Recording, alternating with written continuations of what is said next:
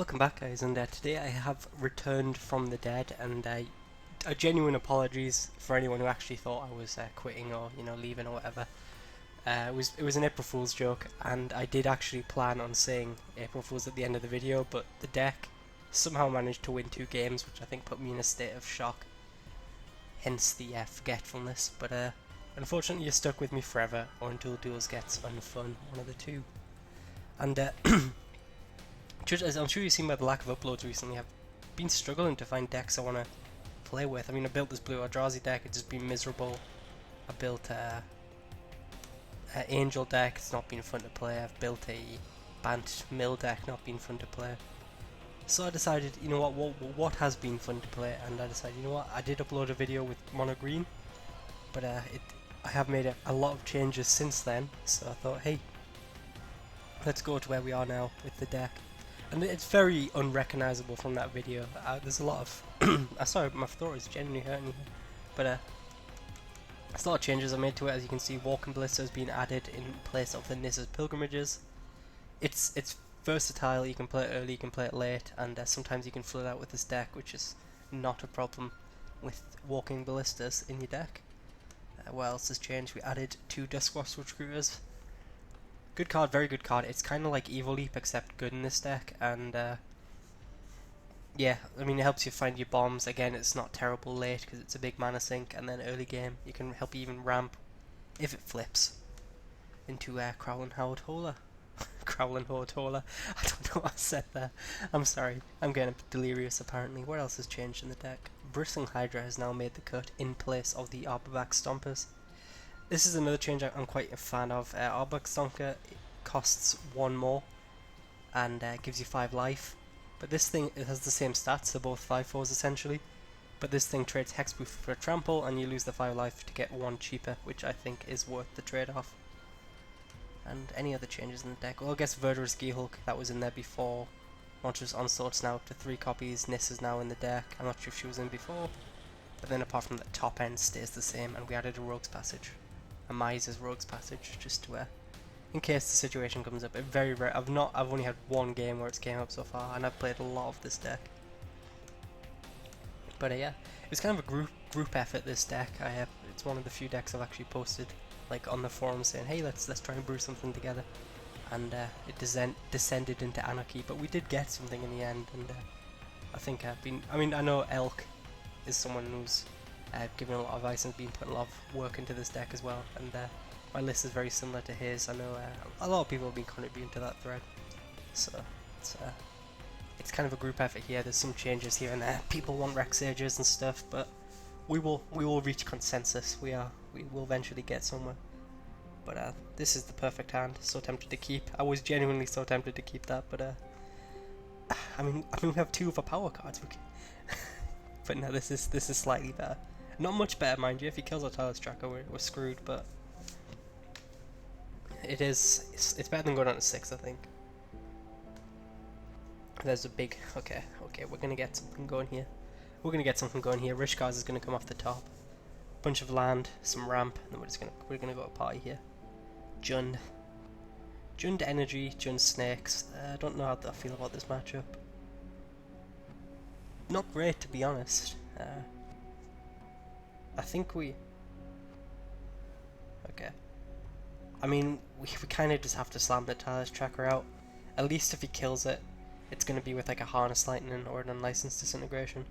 And he's not going to get the value of being able to play a second creature or getting the burn effect here. So, I mean, worst case would be Shock. That would be by far the worst thing you could have, but I've just decided he doesn't have it, so we don't have to worry about that. Although he has left the red open. Don't do this to me. Don't you shock me. Okay, good. Interested to see if he attacks here. He should absolutely 100% attack, but if he doesn't, then I would be very, very happy because I'd save myself 4 life. This hand does have the potential of just dying, but at the same time I also have a very, very powerful sweeper just sitting here as long as this tracker lives. So... And even worst case scenario, if he kills our... I'm trying to speak English, it's very hard. If he kills our Talus Tracker, we can any creature we rip into we can play, and even a small creature we can then Primal Bellow, Monstrous Onslaught, and do I attack? You know, I normally would attack here because, well, actually, no, I wouldn't attack. What am I talking about? But I was basically gonna get at that he seemed quite hesitant about attacking before, so I kind of wanted to scare him off. But okay, we've definitely won this game. That's already been decided. The ambulance is already on the way. My opponent's already dead. He just doesn't know yet.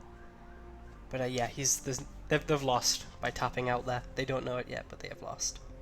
We get to go Primal Bellow, Monstrous Onslaught, hit our opponent for like 11, and have like 4 clues on the field. Nice little 3-for-1. It's gonna be good. It's gonna be good. Yeah, our opponent's dead. 100% dead.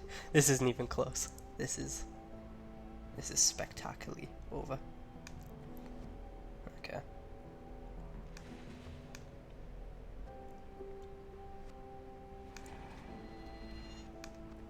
One, 2, 3, 4, 5, 6, 7, 8, 9, 10. So yeah, that seems pretty good. Like I said, mono green. Sometimes you just sometimes they just don't kill your stuff. I mean, our opponent's draw wasn't bad. They went 2, 3, 4. Well, it went 2, 2, 4, I guess. But they played creatures, but they did not fear the tracker. And I mean, this game isn't over yet, but it's going to be very, very hard for our opponent to come back from. We can like just race them here. They need a removal spell as well, but because we can sacrifice our clues here, and then our opponent's in a pretty dicey situation. And we Rogue's Passage. I honestly think we don't. I want to play my land out first, because he kind of has to block. I want to start sacrificing a couple clues here. See what we draw. There's Primal Bellow, so I guess I get punished for not playing out the Rogue's Passage, but sacrifice 2 for the time being. And now we will attack, see what our opponent does. Probably has to block, and then I'll probably I mean, if he doesn't block, I mean, it's risky. Do I go for the Primal Bellow? And I honestly think I don't.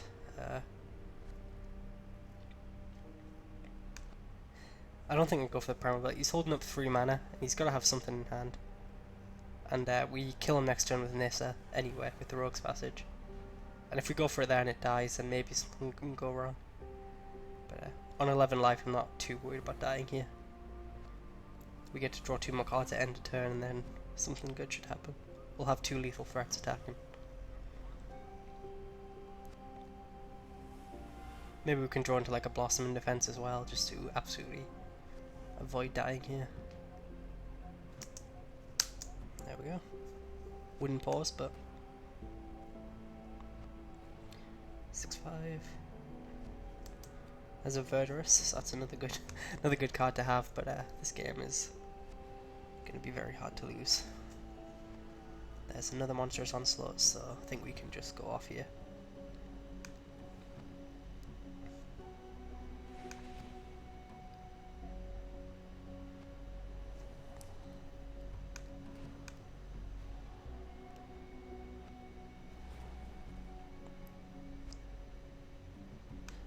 We'll attack with these 2. He can trade off, but I mean, he needs a removal spell here. And if he doesn't have it, perhaps I spy Infusion. That's not going to do it. Yeah, so our opponent fell on their sword honorably here. But yeah, that first Monstrous Onslaught was the decider. And that card's very much growing on me, Monstrous Onslaught. As you can see, ooh, Stale. That should help you. Yeah, so I mean, Monstrous Onslaught was a card, as I'm sure in the last build I had 2 of, but it has impressed me so much that I've moved up to 3, and just took out all the Nature's Ways and stuff. Like, Mono Green just kind of has to make sacrifices to me, where it's not gonna win if you if you're completely behind. It's just there's no way to come back from that. However, Basically, you're playing so you can have a way to get a big creature on the field. Because if you don't have a way to get a big creature on the field, you're probably lost anyway. So I like Monstrous Onslaught. It's really, really good. This hand is, speaking of really, really good, this hand is among them. I just need like a ramp spell, and then we can get there. This is the sort of hand where, because like the Walking Ballista swap in the deck, I did swap it for 2 Nissa's Pilgrimages. This is the kind of hand where I'd be a lot happier with the Nissa's Pilgrimages over the Walking Ballistas. But there's obviously some games it's the other way around, so I have a bit of a dilemma here, but I mean, it should be okay, because unless he kills my Druid of the Cowl here, we can play out Tireless Tracker plus a land, and then we can start getting our card draw on. And then we have two finishes anyway. We just need to draw lands and ramp here, basically. See what our opponent has brewing for us. They have. Well, they've got something. What could it be? Let's try and guess. Okay. More Voltaic Brawlers. Apparently it's the day of the Voltaic Brawler here. But that shouldn't be too terrifying. We have the Sylvan Advocate to trade with it early, and if we absolutely need to. Otherwise we can just... like, even if he kills my creatures here, I can go as Sylvan Advocate, crack a clue, which is pretty good. So... well, there's a shock. I kinda... maybe I should... well, there's no way to play around it. You've got to... I got my value from the tracker. I waited till turn. Wait till I could play a land at the same turn.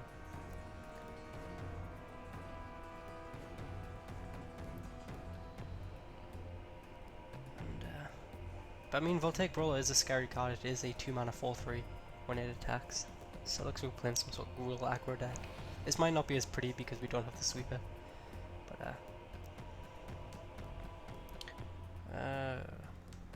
instead of sacrificing the clue here, I think I want to just get my... make attacking uncomfortable for our opponent here, basically. I mean, there's a lot of removal he could have here. He's already shown us a shock, which could like screw with our combat mats here, but he has to have it in hand, or he has to bluff it. It's going to be difficult to do both, because it's very dangerous to bluff in duels, because you don't really know how competent your opponent is. But yeah, so we could like double block or triple block. Well, double blocking is pretty disastrous. I mean, triple blocking is disastrous if he has a removal spell, so is double blocking. I think we'll take the hit one more turn at least. We don't want to get too much lower against a red deck. 12, I think, is decent enough. This might be a matchup where the Outback Stomper is better, but we have 3, 4, 5, 6 mana here, so if we rip a land, we can Gaia's Revenge, which will be hard for our opponent to get past, although they have just played a Smuggler's Copter. So we'll see what's in store for us. There's a land. I think I'm just going to slam Gaia's, and then I'll sit back for this turn.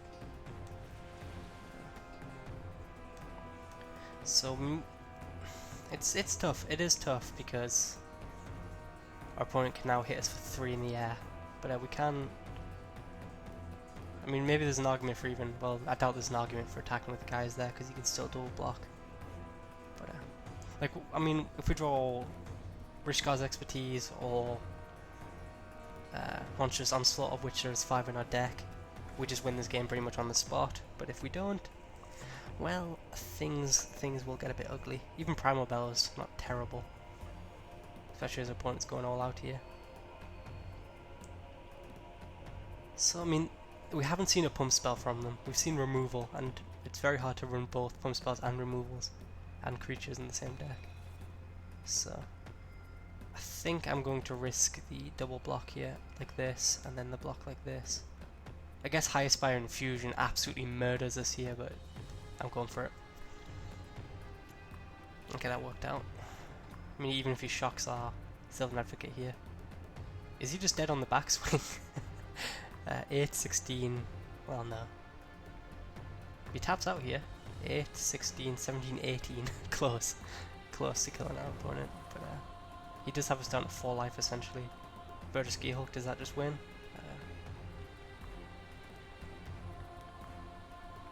put all the counters on Guy's Revenge. Okay, we can go. I like Verdurous over Guy's Revenge because that leaves some blockers back, and it pretty much still gets in the 2-turn clock.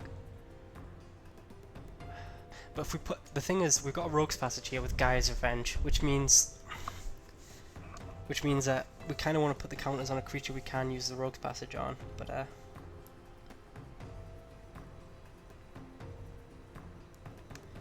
think it's right to just put them all on Revenge. Make our opponent have to leave a blocker back. We can even sacrifice a clue here, but just attack for. Well, I mean, I guess we'll get him for 13. No, we want to sacrifice the clue. It's not going to change too much here. But he has us on 4-1. I mean, if he has any burn in hand, we lose. But there's not too much we can do about that.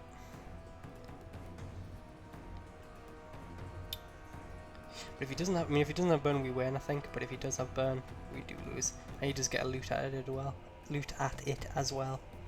Because this thing takes us down to 4.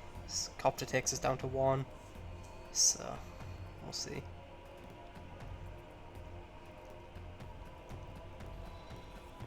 Is looting away land? That's not a good sign for us. Does he have it? Don't have it. Don't have it.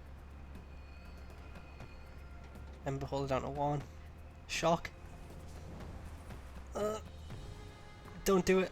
Ah, he has it. Ah, fuck. Well. I don't think I... perhaps I could have blocked... Well, I don't know. Maybe for the... Oh, that one hurt. That one hurt a lot. I'm trying to think. Like, maybe if we attacked with the first Guy's Revenge, but then maybe it just doesn't... I don't know.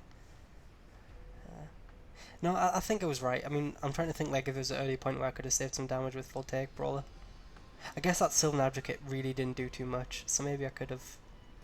or should have blocked earlier on. With the Sylvan Advocate at least. And maybe that would have won me the game, but I don't think I played that one horrifically badly. My opponent's draw was good, and my draw was decent as well, but I didn't have any of my like finishing cards. Like the 5 Haymakers in this deck against Aggro. I mean the Haymakers in this deck against Aggro are what's the card's name? I can't even remember these days. The Haymakers against Aggro are Monstrous Onslaught, and we have the Rishkar's Expertise, which can help us dig to them. Like if you Rishkar's Expertise with a decent enough board, you pretty much always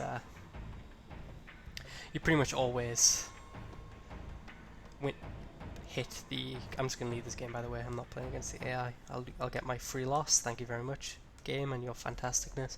But if you Rishkar's Expertise, you're guaranteed to hit a Monstrous Onslaught practically. I mean, it'd be really unlucky if you don't hit one of your 3, if you draw like 6, 7, 8 cards. And they're kind of the win conditions against an aggro deck. But this time around, hopefully we can get a decent draw. This is good. This is pretty good actually. We have the turn 4 Guy's Revenge if everything goes well. Opponent, okay, thank God. Whenever my opponent leaves Mountain and 1-drop, I'm terrified, but Renegade map is not on that list of things that I'm fearing. So just to counterpoint last game, this is a hand where I'm a lot happier to have the Walking Ballista sitting in here over the Nissa's Pilgrimages. So it is very close.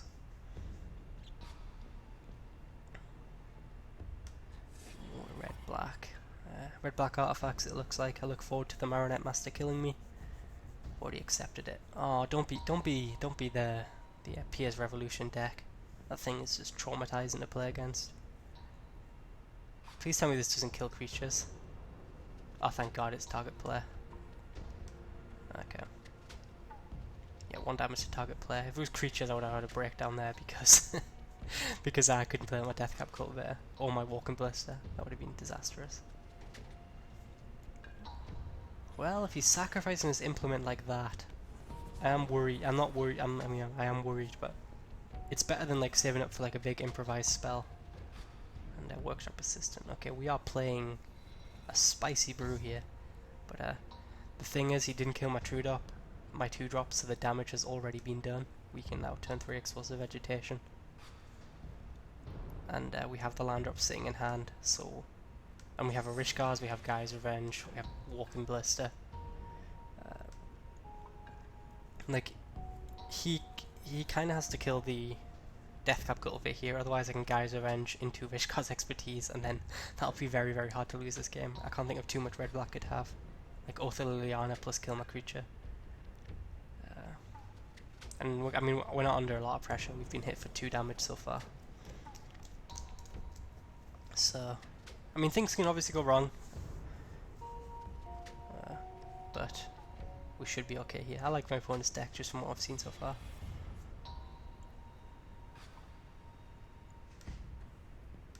There we go.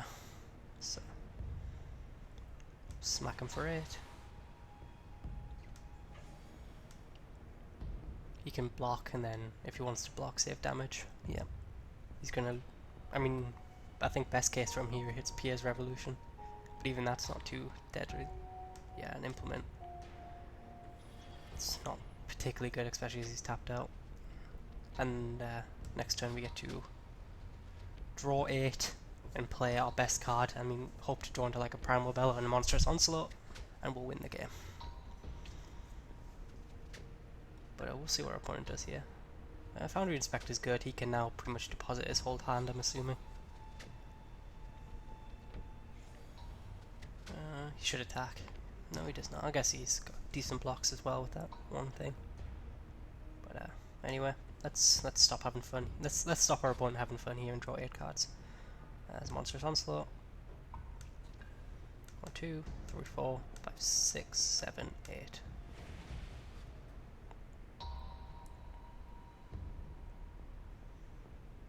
We drew a second Rishkars, by the way, so we're just going to go nuts next turn. I think we have devolved into Shenanigans because we have a Primal Bellow as well.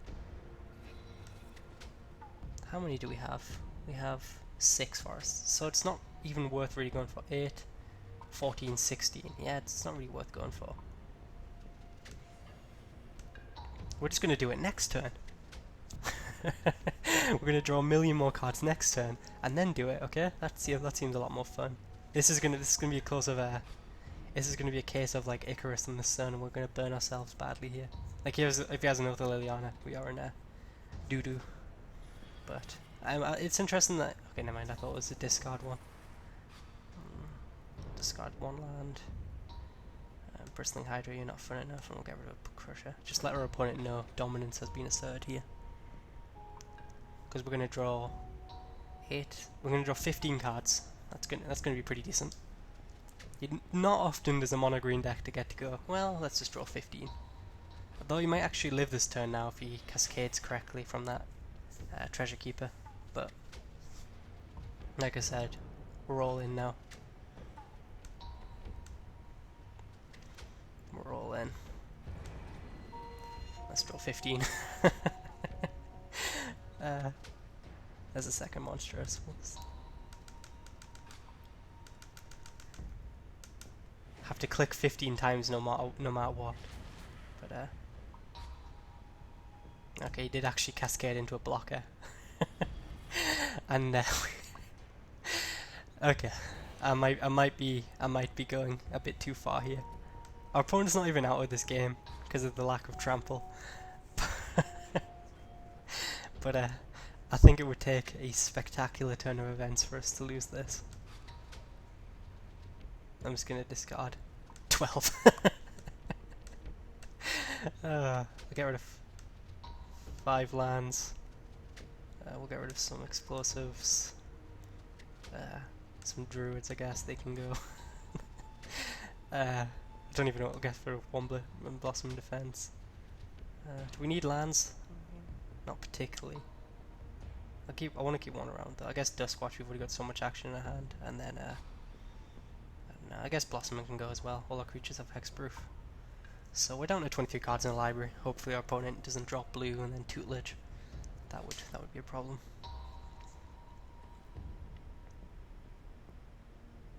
I swear I discarded the Druid of the Cowls. So why are they not in my hand? What happened there? the game choose randomly for me. What happened? I have no... yeah, it decided randomly for us. I think I took too long.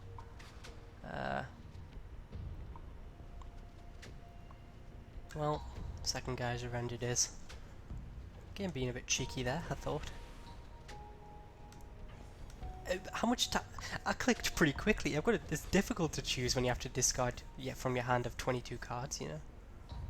Oh, my opponent's gonna keep cascading into annoying creatures here. But I mean, I can Nissa as well, and I'll have 3 lethal threats. It'll be very difficult for a opponent to come back from this. But yeah, so that was what we call shenanigans involved. I mean, our opponent really didn't find any of his power cards. Stuff like Pier's Revolution, his Reckless Fireweaver was way too late, stuff like that. Our opponent really didn't get too much going. Unfortunate, but it is the way of the dinosaur. And yeah, we'll just finish this one off because we have might as well, it's gonna be the last match of the video, and our opponent cannot survive this turn, I don't think. We can even make our land unblockable. Well, no, we can't make our land unblockable. But yeah, I could get back. Do it. Is there anything funny I can get back? No, unfortunately, you can't get back sorceries with Nissa. But if I could, I would happily rishkars again. It would be rude not to. Yeah. So that is mono green when things go right, versus a deck that is not prepared for it. We had a perfect draw there. I'm not even gonna lie, our draw was literally perfect. But that's what we're set up to do, and that is mono green. I highly recommend this deck. This is by far the funnest deck I've built this format, and it is a lot of fun to play. And even getting some instant sorcery challenges done. But yep, that is the video today. I'd like to say thank you guys for watching, and I will see you later.